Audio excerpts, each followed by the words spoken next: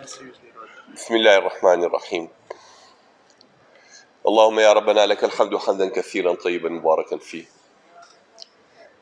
اللهم يا ربنا لك الحمد ملء السماوات وملء الأرض وملء ما بينهما وملء ما شئت من شيء بعد. اللهم ربنا لا نحصي ثناء عليك أنت كما أثنيت على نفسك، فلك الحمد حتى ترضى، ولك الحمد إذا رضيت، ولك العتبى بعد الرضا.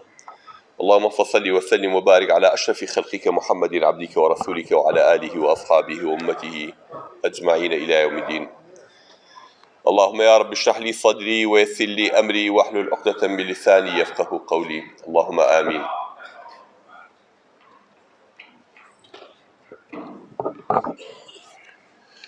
شكان وبرایانی خۆشەویست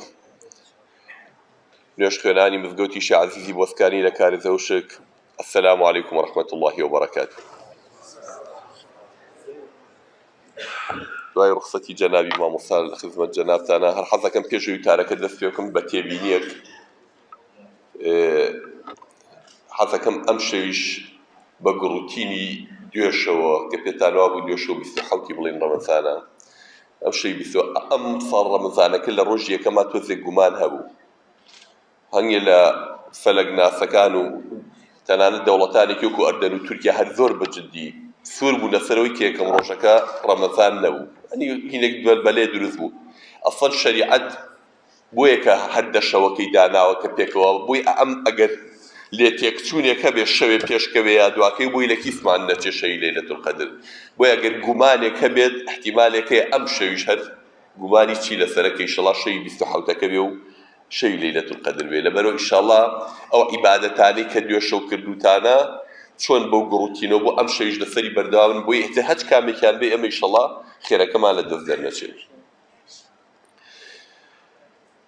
برایان و خوشکان، خوای تبارك وتعالى لسورة ملك فرمي الذي خلق الموت والحياة ليبلوكم أيكم أحسن عملا.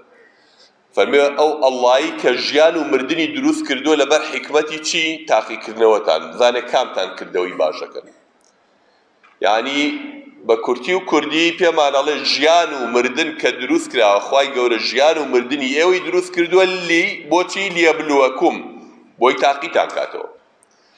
ئەوەی لەم حکمەتی تاقیکردنەوەی لە دنیاە تێنەگا ژیانی هەموو ناخۆشی و نەکبەتیە بێ.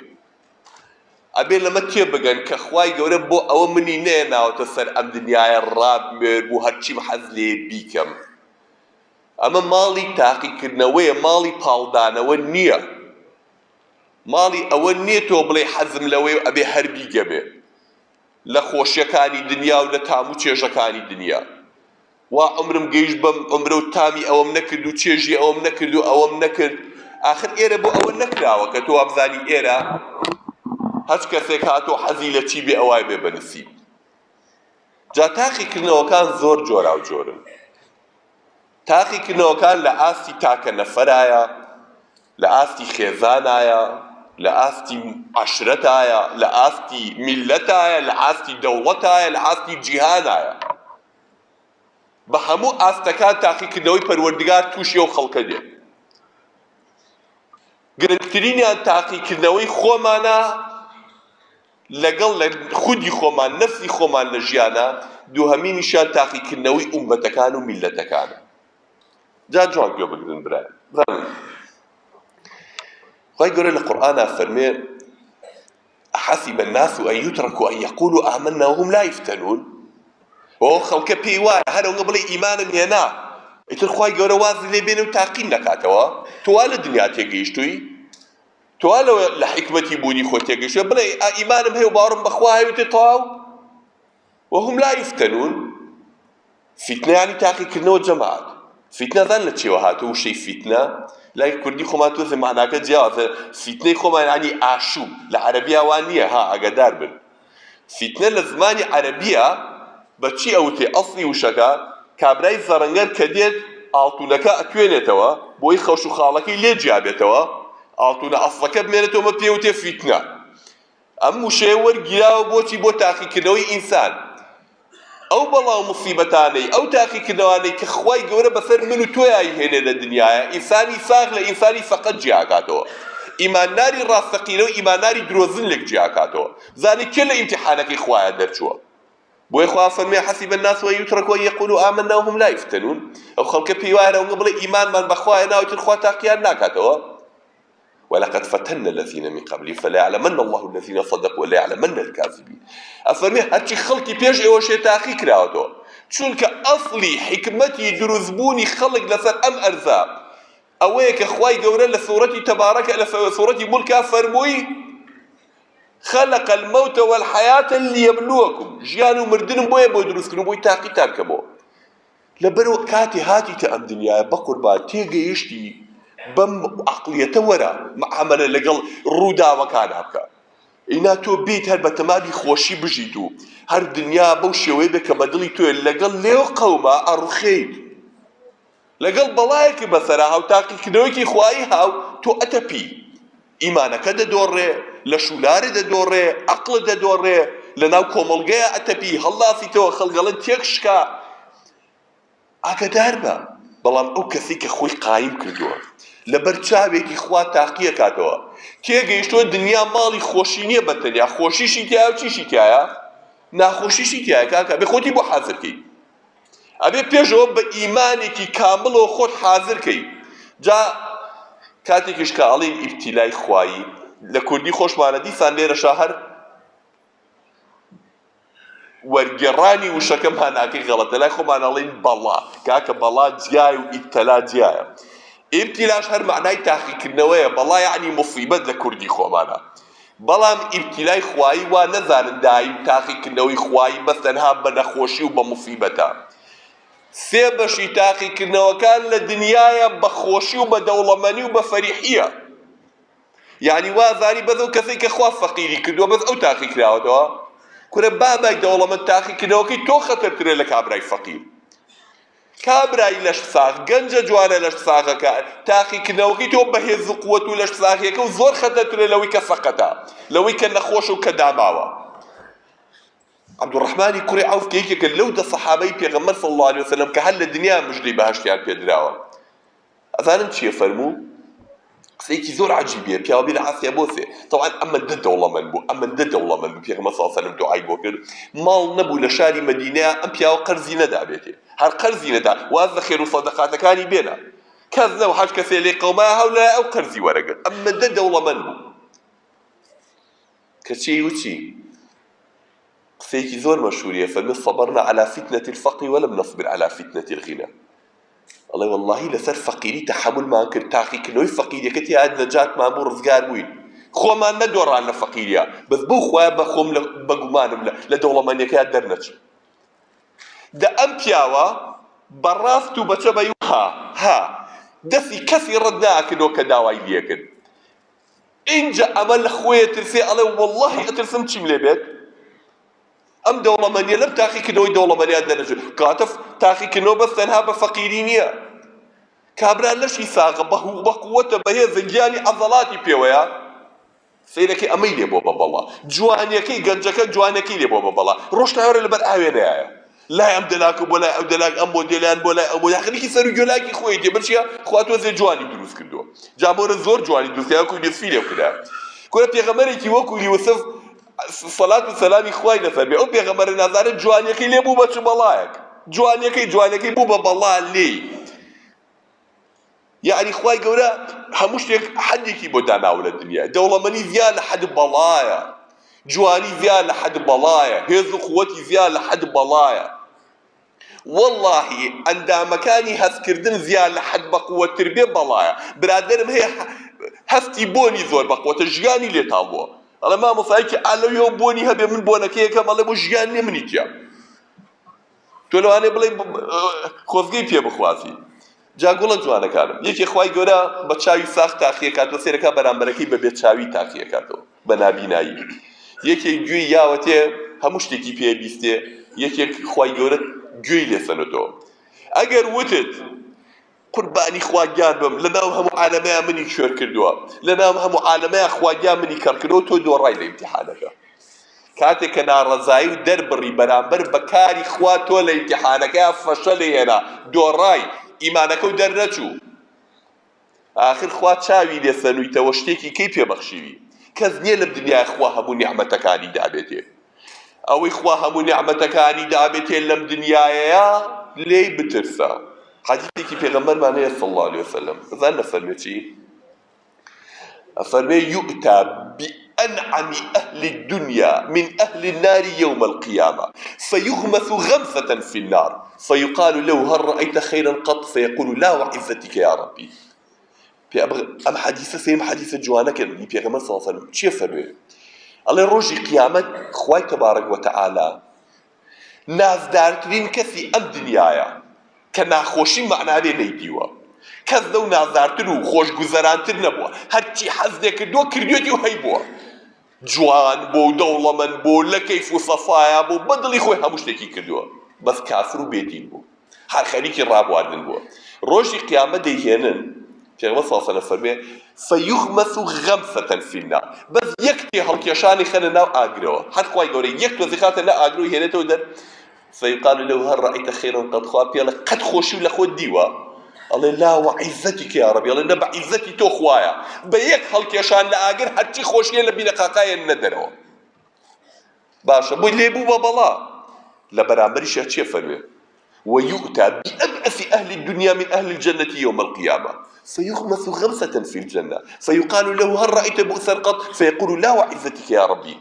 روجي قيامتي داماوترين خلقي أم دنيا يدينا داماوترين كدايم نخوش درددار خفدبار ذليل كفتكار همو عالم بذي بياتوا هرشي خوشي دنيا همو نيبو بس إيماني همو سپاسی خواه کرد بێ ئیمان نەبوو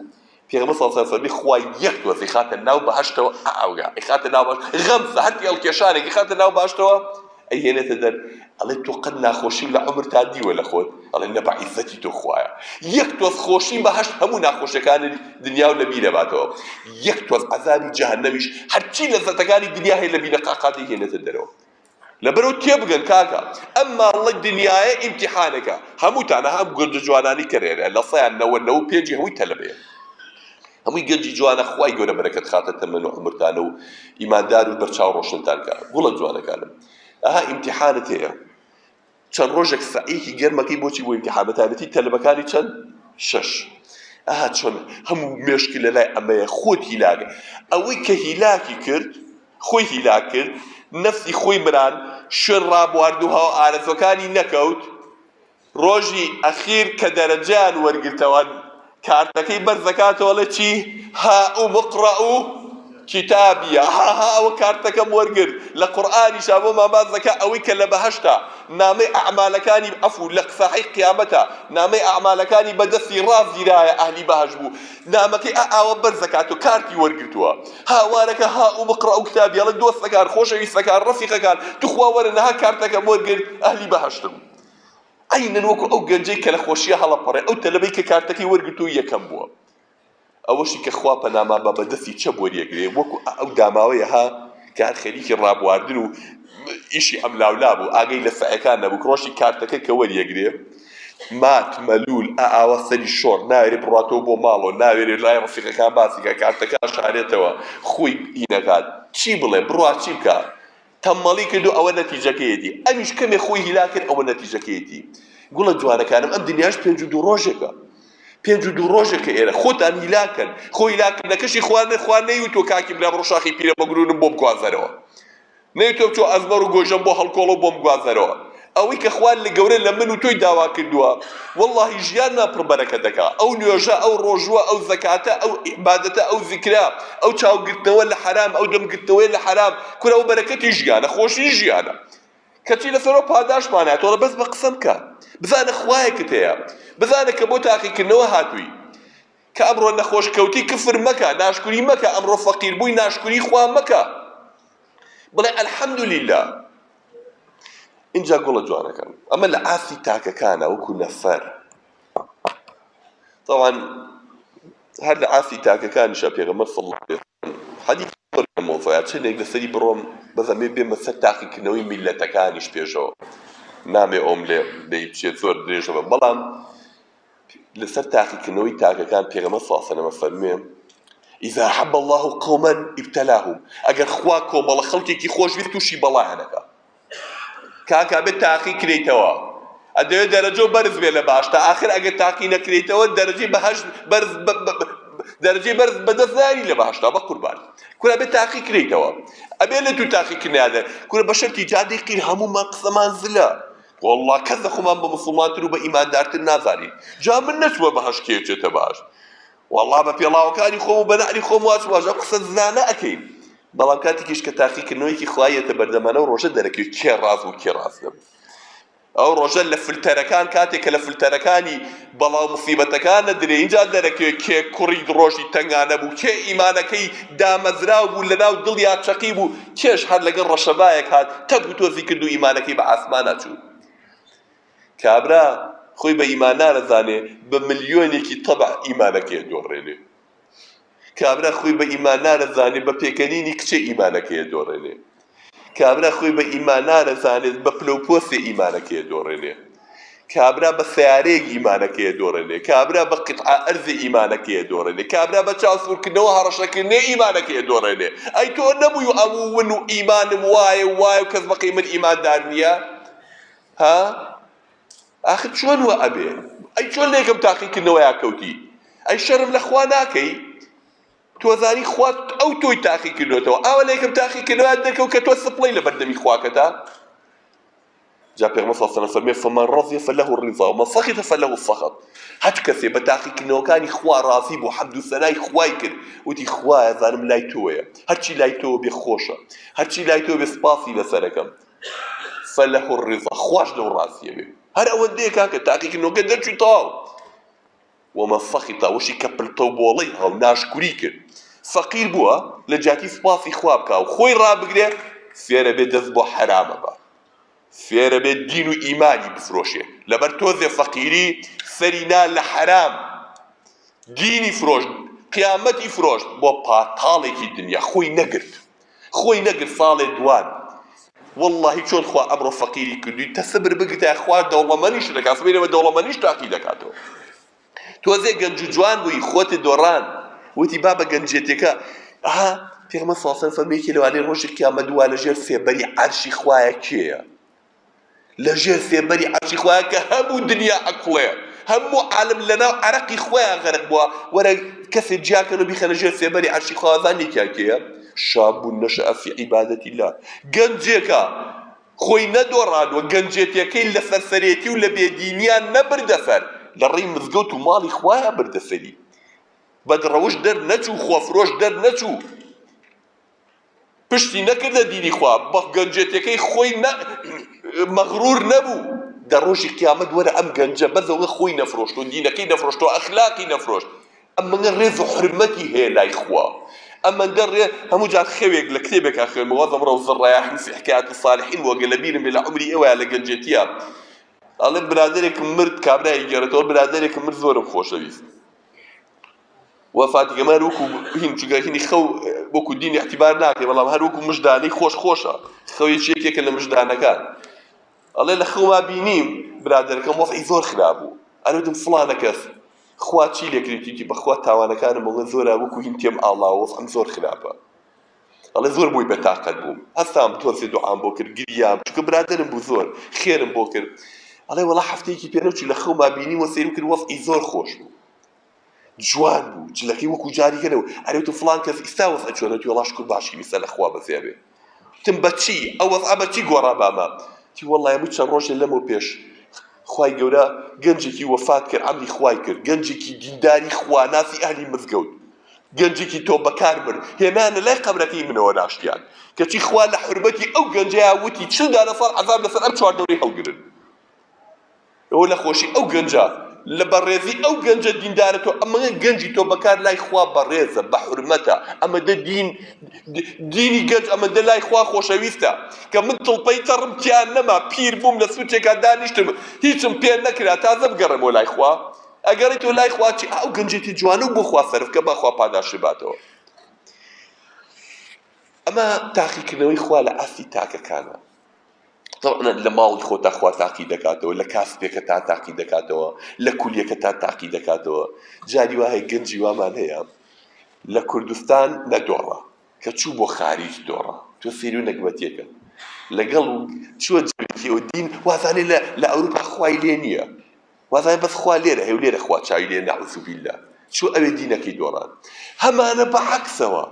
واللهی ئەی ناسم لێرە بێدین بوو کەچی شۆتە ئەوێ چی بووە دیندار بوو.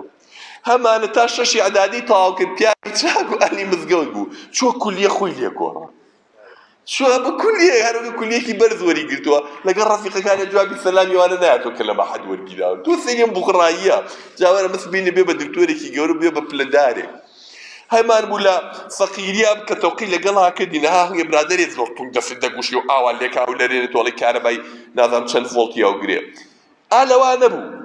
کەچی کە دەوڵەمەند بووە سیارە بەرزەکانی پێبوو کە سەلامی یەکی بە دوو پەنجە بە حەڵ ئەمەگە بەرزە بێتەوە ئاوایەکەکە ملی ئاوای لێ ئاگاتان لێوێ کورە شەرم لەو خوا سەیری دەکا نەدۆڕێی نا خۆتە لێ نەگۆڕێ لە تاقیکردنەوەکانە دەرچی. باش بازێک بین بەسەر تاقیکردنەوەی تاکە نەفەریە بینە سەر تاقیکردنەوەی میلەتان و ئومەتان. ئەمە زۆر موهیمە ئاگاتان لێی بێ.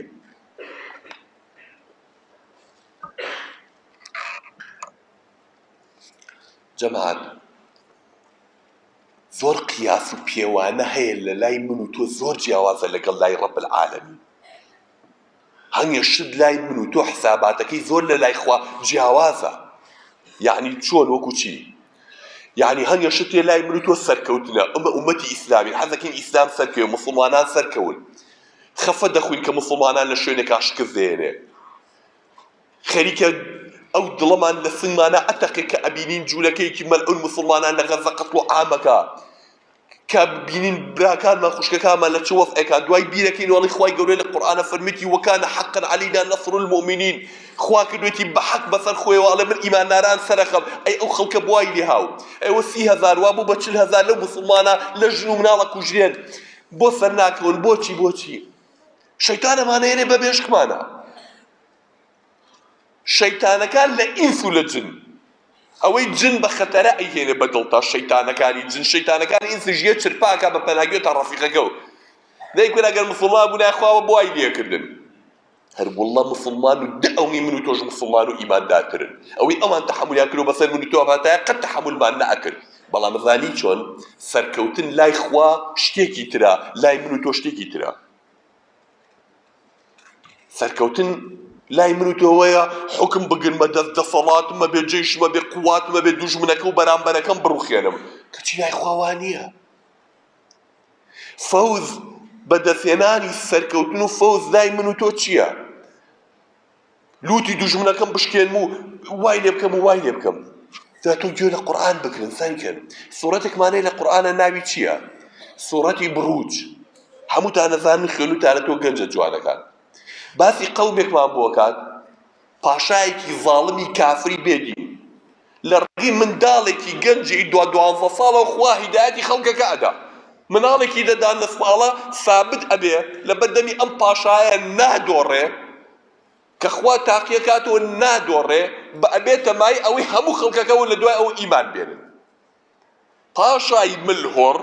دەسەڵاتداری ملهۆڕ ئەمەی پێ قبوڵ ناکرێ تا ئێستا خۆی خوا بوو خەڵک ئەوی بەخوازانی بە قسەی ئەویە کرد ئیساڵەن ئەڵڵای کە عەرز و ئاسمانی دروست کردۆ خوایە تۆ هیچ نیت حاشا تۆ ناوسکردنەکەی پیسایی تایە تۆ ئەگەر خوای خۆ مەمرا ئایا بێ بژبرێ خوای چیت خەڵک تێگەیشت داخی دڵی خۆی بەچێ ڕەشێ جێیش قووات بێنن ئادێ هەموو ئیماندارەکانم لە ماڵەکان بە خۆیان و خێزانیانەوە بۆ بێنە دەرەوە ژنەکانیان مناڵەکانیان خۆیان بیانێنن ئالویان لێیان بۆم ڕیسکەن بە زەلیلی بە ژێر کێبڵا بە دارن بە چیلیانەدەن چاڵێکی گەورەشی هەڵکەندووە لە ئەوەڵی شارەکە و بۆ ئەخیری شارەکە خۆشی لە بەرزاییە خۆی وەزیر و قایدەکان دانیشتووە. ئەوە ئاخرین زارتانێمێ کێوازدەم لا ئیلاهە ئیلەڵڵایە دێنێ ئەگەڕێتەوە ئەگەڕێتەوە بۆ لای بتەکان و بۆ لای ئەم خوا درۆینەی خۆی نەعوذ بالله ئەوە قەینا عافویەکەم کێش ناگەڕێتەوە خۆی و ژن و ماڵ و منداڵیە سووتێنم. من بەڵای وا گەورە تۆ تەسەوریەوەکە میلەت کاکە بێچەکە میلەت بێهێز و بێقووەتە ئەم پاشایەکی دەسەڵاتدارە بە کامل جێش و قوواتەکەیەوە. قورئان بۆمان باسەکات ئەمە حکایەتی ئەو نییە. ئەم خەڵکە دێنن سبحان الله عائلە بە عائلە ژن مناڵ بە زیینوێتیان خەرە ناو ئەم ئاگرە گەورەیە و ئەم ئاگریان کردوتەوە بەرز بۆ تۆ بە ئاسمانە پیا هەر لە دوورەوە ڕۆحی لێچێ یەک بە یەک ئەم خەڵکە ئاسووتێنن جا پێغەمبەر صلی الله علیه و فەرمێ لە سەربێشکەیە هیچ مناڵە قسەی نەکرد تەنها سیان نەبێت یەکیان مناڵێ بۆ ئالەویە دایکەکە لە تاو مناڵەکانی خەریکە چیەکە پشیمان بێتەوە بڵێ چێخر ئەو مناڵە شیرینانە چۆن بسووتێنن لە بەرچاومە ئەوە پشیمان بێت و خوا مناڵەکەی مەلۆکەکەی شیرەخۆرەکەی باوەشی هێنێتە قسەکە دەڵێت دایە پشیمان نەبیتەوە ئەو یەک لەحظە تا چیتەوە بەردەمی خوا و ڕەحمەتی خوا چاوەڕێتە نەخەڵەتی یەکێ لەوانەی کە مناڵ پێغەمبەر صلی الله علیه و فەرمێ لە بە شیرەخۆرێتی قسەی کرد و باوەشی و ئافرەتەوە بۆ لێیە خوا ئەو خەڵکە ثابت دەکات یەک کەسی ناگەڕێتەوە ئەزانن خوا بە ماڵش طبعا ئەم میلەتە ئیبادە بوو هەرچی ئیماندار هەبوو کوژرا نە ئیماندارەکان توانیان حکومەت وەرگرتن و نە دەسەڵاتیان گرتە دەست و نەتوانیان نوتی پاشا بشکێن و ئەسڵە خوا هەر باز بۆمان باز ناکەم پاشایەش چیاتوە بەس لە هەمووی غەریبتر کە ئەمە بۆ ئێوە گێڕبەوە ئەزانن خوا چۆن باسی ئەماناکە کە کوژران چۆن باسی سووتانی ئەماناکە ئەزان نەفەرمێ چی ذلك الفوز الكبير ئەوە بردنەوەی گەورە بوو ئەوە سەرکەوتنی گەورە ئەوە بوو کە لە ڕووی ئەو تاغوتەیە دینەکان نەدۆڕان کە لەو ئیمتیحانەیە خۆیان نەدۆڕان لای خۆ ئەمە سەرکەوتنە خۆ هەمیان سووتان خۆ هەمیان لە ناوچوون بەس ئیمانەکان نەدۆڕان سابت بوون مەبدەئی خۆیان نەدۆڕان عەبدی خوا بوون نەبوون بە عەبدیکە قورئان چەندین نمونەی وای تایە کۆمەڵێک گەنج هەمویان لە پلەی ئاستی مستەشار و وەزیران قائیدی عەسکەرین جەنابی پاشا تەشریفی هێناوە بۆ شارەکەیان هەر هەموو کوڕۆشی بۆ بن بۆ ئەم خوایان نەعوذ بالله بۆ مەلیکی ڕۆم کە بتپەرستە پێش مەسیحیەت هین عەفو لە سەردەمی مەسیحیەتا بۆ بڵین بەڵام ئەمە هینە هەر ئیمانیان بە مەسیحیەت هێشتا نەهێناوە حەو کوڕی گەنج سوژدە نابن ئای ئەو بۆ ناچەمێنەوە ئەوە چۆن ئێستا جاجانیان بەگشتەوە بۆ هەڵناسی هادی بۆ نەچەوایتەوە ئەوە جەنابی ئیمپراتۆر هاتوو بۆ ناچەمیتەوە قوربانێ من جەنابێ بە خوا نازانی خوای ڕاستەقینە خوای عەرز و عەسمانەکانە تۆ خوانی تۆش بەشەرێکی کوباقی و بەشە تۆش عەبدی ئەوی ئەم جەماعەتە لێیان فەرقیانە کرد شەڕ بە سجن ڕاکە دەچنە ئەشکەوتێکەوە خوای گەورە بۆمانە گێڕێتەوە 309 دانە ساڵەمانە لەو ئەشکەوتەیە وەکو مردویان لێ ئەخەون دوای 309 دانە ساڵ زیینویان نەکاتەوە ئەیانهێنێتەوە ئەم گەنجانە و بە نمونە بوێنێتەوە پاشا دۆڕاوە ئەم کۆمەڵە گەنجە کە نە ماڵیانمان نە حاڵیانمان کەوتونەتە 309 دانە ساڵ دوای ئەوە فەرمێ ئەمانە براوە نەها چۆن وەصفیان نەکات کوڕینە بۆی ئەمانەتان باسکەم بووی لێتان تێک نەچێ نەسڕەتی خوا هەر ئەوە نییە تۆ لە دنیاە دەوڵەمەند بیت و دەسەڵات بگریتە دەست و بڵێ ها خوا منی خۆشێ بەس ئەها فڵان کەسی چۆن ڕەزیل و ڕیسوا کرد نەخێر ئاگداری خۆت بە بەوە هەڵ نەخەڵەتی ئەو کەسەی کە دینی خوا نادۆڕێنێ کە ئیمانەکەی نافرۆشێ کە ثابتە لەسەر مەبدەئی خۆی تەسلیم بە تاغوتان و بە کافران نابێ ئەمەیە کە لای خوا گرەوەکەی بردوێتەوە ئەمەیە لای خوا هەرچەنە بلێ و ڕێگا بکوژێ زەلیل بێ داڕزێنێ خۆی و ماڵ و منداڵی بسووتێنێ وەکو ئەو مسڵمانانی کە ئەمڕۆیان بینی لە بەرچاوی خۆمانە لە فەلەستین و لە چەندین شوێنی تری دنیایە بۆیە دوعای خێریان بۆ بکەن تۆیەکی مسلمان لە جیاتی ئەوەی بێی دوعای خێریان بۆ بکەیت و تەئیدیان کەی بەجا ئەبوایە وایان کردای بۆ وای کردای ئەبوایە نەبوایە ئاوا کاکی برا تۆ ئەگەر لەوێ نییە تۆ ئەنگەر لەسەرم برای مسلمانت بەرامبەرەکەی جوولەکەیکی کافری مەلعونی بێدینە ئەزان بۆچی خوای گەورە ئاوا جارجار نەسڕەتی تەخیرەکە ئاخر و خەڵکە خەریب و قەناعەتێک کرد کە ئەم جوولەکانە زۆر پیاوی چاکن زۆر دیموکراتی خوازن ئەیانوێ پێکەوە بژین بەس مسلمانان نایانوێ لەگەڵیان نابژین دا ئیستا وێنەی دایان قەشایان لە یوتیوبە بڵاو بۆ تۆ داوا لە خەڵکە کاڵێ مناڵەکانیان لە پێشا بکوژن مناڵەکانیان ئەڵێ مناڵەکە چونکەمانە گەورا بن و کۆئانی کە دەرەچن خوا لە قورئانە پێمانە فەرمی کەیفە وەئین یەظهەروا عەلەیکم لا یەرقوبوا فیکم ئیلا ولا ذمة ئەمانە بەس زاڵ بن بەسەرتانە نە عەهد و نە پەیمانتان لەگەڵان ناپارێزن مەیان کەن بە دۆست جوولەکە و مەسیحی کافران دۆستی ئێوە نین کاکی برا ئێوەیان خۆش ناوێت ئەمە ڕەفتاریانە بەرامبەر بە مسڵمانە ئەم تاقیکردنەوە گەورەیە جا ئەمەی کە ئیستا ئەیبینن ئێوە تەنها ئەما بینن عومرتان باقی بێ بۆ پیرە بین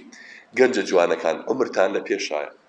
چەندی شتی تری وا ئەبینن کورەکەم کافرانە لە بینی خۆیانە بەزەیان بەیەکان هاتووە جا بەزەیان بە مسڵمان هاتەوە ئەوە لە حربی عالەمی یەکەمە 40 ملیۆنیان لە یەکتر کوشت 40 ملیۆن لە حربی عالەمی دووەمە 70 ملیۆنیان لە یەکتر کوشت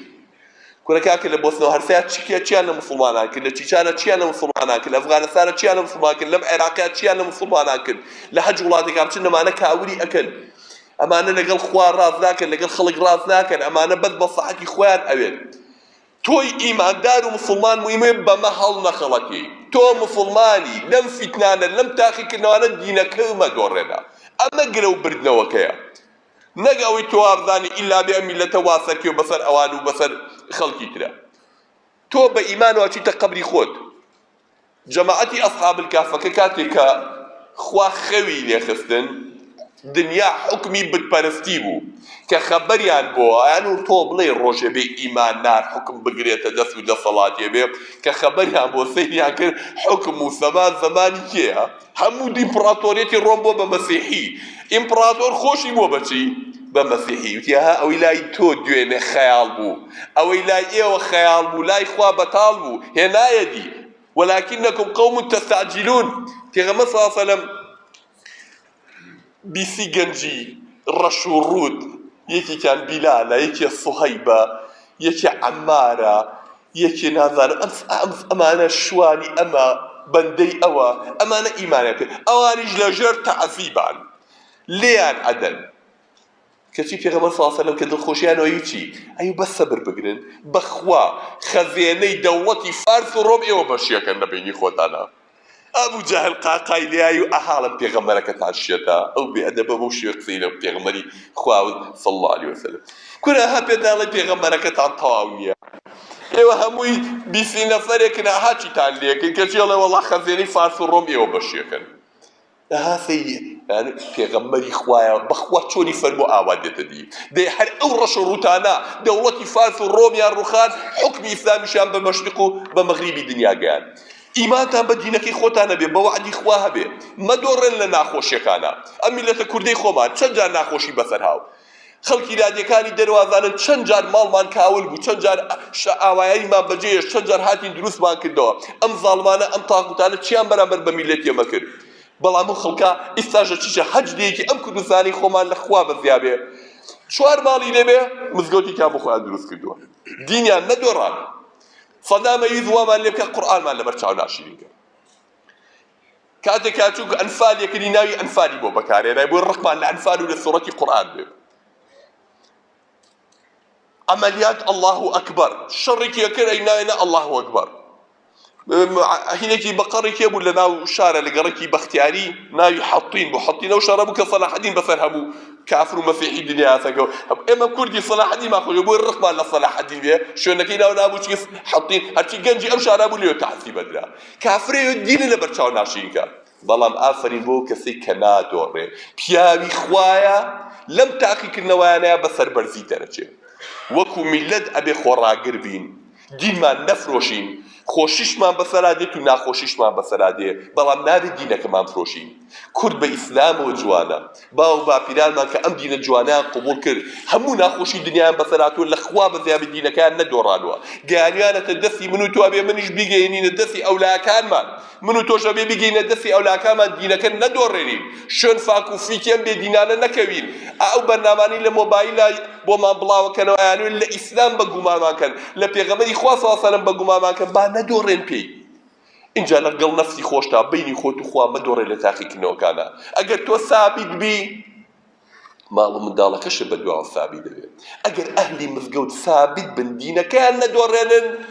خەڵکەکەش نادۆڕێت چونکە ئێوە نوخبە و پێشەوای ئەو خەڵکن خەڵکی کە ئاگای لە وەسع نییە خەڵکی کە شوێنەوە ئارزوی خۆی کەوتووە هەڵ بژاردەی خوا کە خوا خۆشی ئەوێن ئەم ئەهلی مزگەوتانن ماڵەکانی خوایە بە نووری خوای تیاماوە